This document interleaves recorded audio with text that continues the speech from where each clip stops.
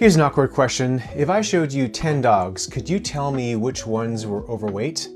So a recent study showed that in the UK that 4% of owners identified their dogs as overweight.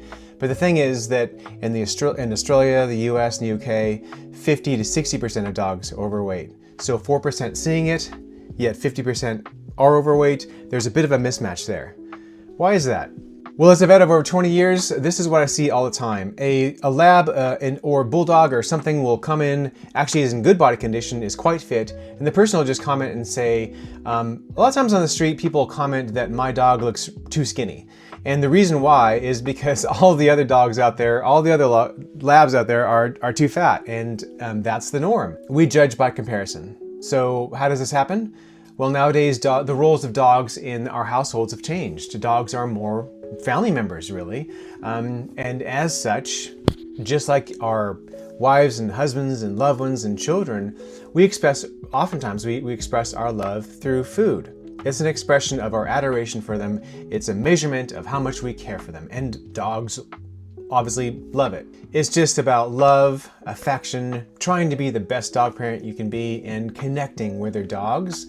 So it's not the owner's fault. And also, sometimes it must be said that sometimes dogs can't lose weight, just like with people, for medical conditions. You know, when they say, it's me glands, well, sometimes it is me glands, or their glands. But that leads to the question, like, why does it matter? Why does it matter if our dogs are overweight?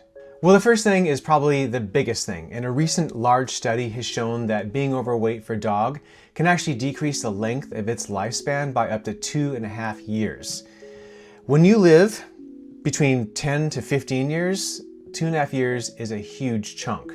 And people would do anything to buy back that 2.5 years with a dog. And I'd say that's probably, for me, the biggest reason. And another big reason why being overweight matters in a dog's life is the quality of life, and particularly in regards to arthritis, sort of the lining of your joints. When they're inflamed, you get erosion of the cartilage, you get rubbing of bone on bone. It's really, really uncomfortable. In fact, about 4 out of 5 older dogs will get it.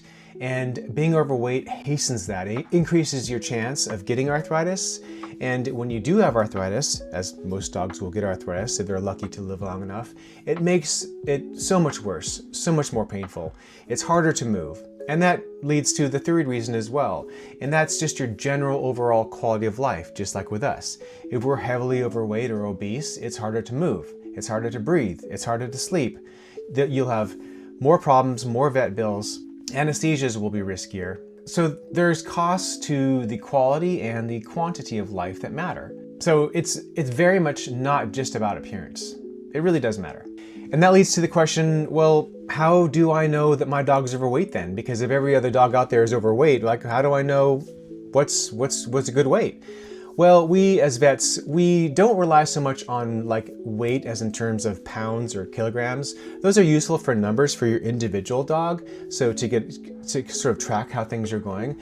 But what's most important is to compare it to what we call the body condition score. And there's a couple of different ways to measure that, either in sort of 1 to 5 or 1 to 9. But essentially what you do is you stand from above like a bird's eye view, and you look down, and they should have a waist.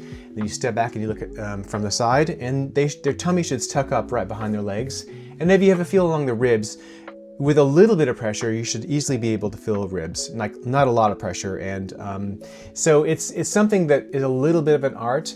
If you want to know more about how to body condition your dog to know if it's overweight, check out the quiz below. It takes 60 seconds. And any questions at all, drop them in the comments.